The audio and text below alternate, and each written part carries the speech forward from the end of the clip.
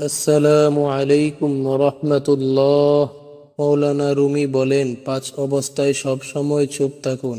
Number 1, যখন আপনি বুঝতে পারছেন কেউ আপনার শব্দ দ্বারা আপনার অনুভূতি বুঝতে পারে না, তখন আপনি চুপ থাকুন।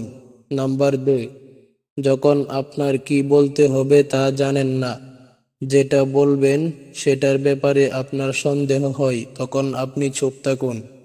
নাম্বার 3, যখন কেউ অন্যের দুর্নাম করছে তখন তার সেই কথায় অংশগ্রহণ করে কথা বলার দরকার নেই, চুপ থাকুন।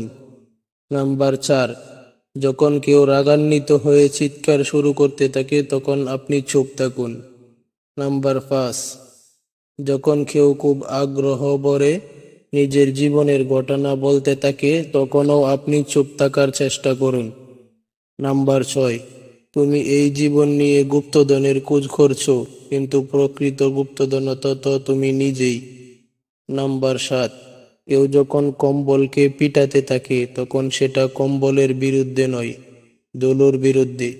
নাম্বার 8, শব্দ দিয়ে প্রতিবাদ করো, কণ্ঠ দিয়ে নয়। মনে রাখবেন, ফুল ফুটে যত্নে, বজ্রপাতে নয়। নাম্বার 9, মোমবাতি হওয়া সহজ কাজ নয়, আলো দেওয়ার জন্য নিজেকে তৈ তৈ করে পড়তে হয়।